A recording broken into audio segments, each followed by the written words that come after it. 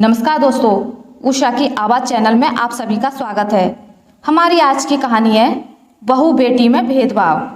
Mummy जी, मैं रोटियां सेकने जा रही हूँ, तब तक श्वेता से बोलिए ना कि मटर छील दे ताकि मैं रोटी बनाने के बाद तुरंत ही सब्जी बना सकूँ। पूजा ने अपनी सासू माँ कौशल्या जी से कहा। क्यों श्वेता, क्यों छीलेगी? तुझे जब पता था आज मटर बनेगा फिर पहले ही क्यों नहीं छील लिया? बेचारी अभी अभी तो बाहर से आई है, थोड़ी देर ही तो होगी ना। कोई बात नहीं, चलेगा। रोटियां बनाकर तुम ही मटर छील लेना, मैं भी छील देती, पर मेरे जॉब का समय हो गया है, मुझे तो जाना पड़ेगा। पूजा और क्या बोलती, वह अपने काम में लग गई। अगले दिन पूजा कौशल्या जी से कहती है, मम्मी जी राशन खत्म हो चला है, लिस्ट बनाकर रख लीजिए। आज शाम को मैं और श्वेता बाजार जाकर ले आएंगे। वैसे भी अगले 2 हफ्तों तक यह घर देर से आएंगे, ऑफिस में अभी बहुत ज़्यादा काम है। क्या? तू एक बात बता, तू यह सब जानबूझकर करती है ना? पूजा ने हैरान होकर कहा। पर क्या मम्मी जी, तुझे मेरी बेटी का आराम करना खटकता है ना? जब देखो उसके लिए कोई ना कोई काम निकालती रहती है। पर शायद तू यह भूल जाती है, यह उसका मायका है, ससुराल नहीं। और अब तो उसकी भाभी भी आ गई है, फिर वह काम क्यों करेगी भला? कहाँ तो तुझे ही उससे कहना चाहिए कि श्वेता तुम बस अपनी पढ़ाई पर ध्यान दो, और कहाँ तुम उसे मटर छिलवाने को कहती हो तो कभी बाजार जाकर राशन का थैला लेकर भटकने को। पर एक बात कान खोलकर सुन लो, अपना काम खुद करने की आदत डाल लो, क्योंकि मेरे रहते मैं अपनी बेटी को कोई काम नहीं करने दूंगी। अपना काम? मम्मी जी, यह घर हम सबका है, फिर यह काम हम सबका हुआ ना। मैंने कब कहा कि श्वेता अपनी पढ़ाई के समय पर मेरा हाथ बटाए? पर जब वह खाली समय में होती है, या तो वह फ़ोन देखती है या टीवी, तब तो वह रसोई में मेरी मदद कर सकती है ना। मम्मी जी, ससुराल में हम उम्र ननद भाभी की ऐसी ही तो सहेली बनती है। जब से मैं इस घर में आई हूँ आप ऐसे बर्ताव करती हैं मानो श्वेता इस घर की रानी हो और मैं नौकरानी। यहाँ तो आप हो उसके लिए, पर उसे भी तो एक दिन ससुराल जाना है, तब तो करना ही पड़ेगा ना।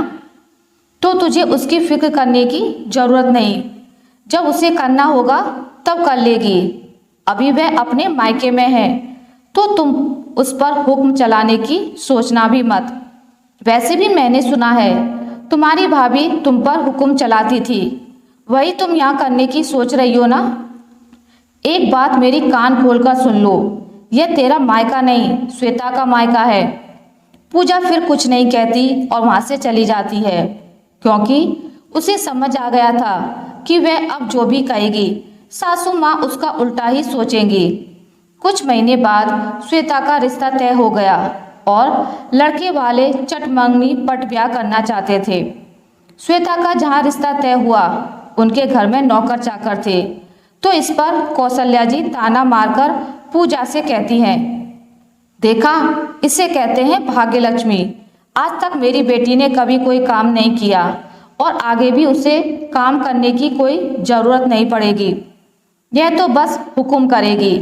इस बात पर श्वेता भी इतराकर कहती है, थैंक यू मम्मी, सच में मैं बहुत लकी हूँ जो मेरा जन्म इस घर में हुआ। वह क्या है ना, ऐसा भाग्य किसी किसी को ही मिलता है। आप ना सबके सामने इसका जिक्र ना किया करो, नजर लग जाती है। और फिर दोनों माँ बेटी हंसकर पूजा की ओर देखने लगती हैं। पूजा उनकी कटाक्ष बखूबी समझ रही थी। वह भैंस के आगे बीन बजाकर अपना समय बर्बाद नहीं करना चाहती थी।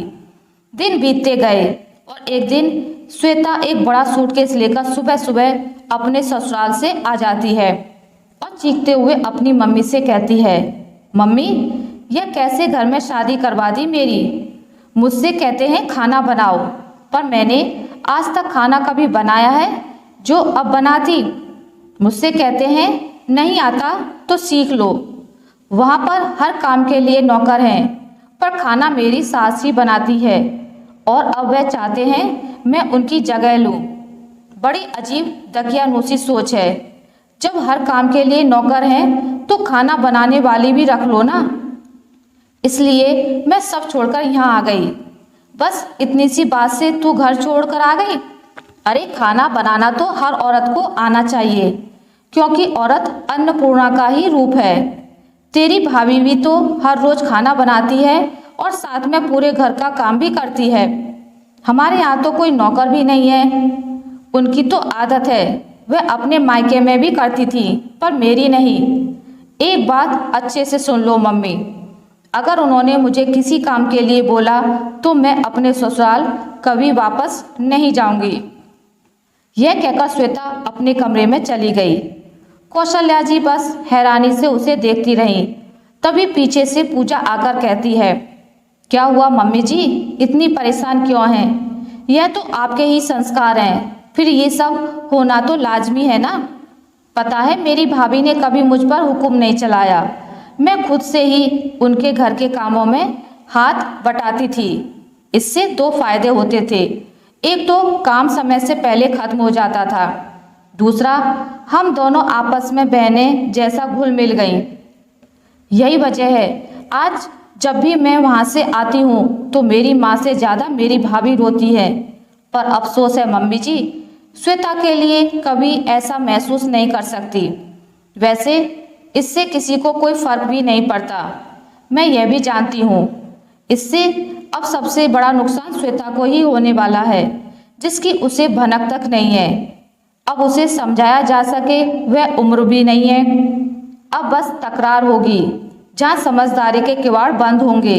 वैसे मम्मी जी, इस मामले में अब तो मैं भी चुप नहीं रहूंगी। श्वेता की तकरार ससुराल में भी होगी और मायके में भी। कौशल्या जी चुपचाप पूजा की बातें सुने जा रही थी और सोच रही थी कि शायद वह अब भी कुछ कर सकती है, पर उन्हें कौन बताए। नींव जम जाने पर उसमें कोई बदलाव करना नामुमकिन सा होता है।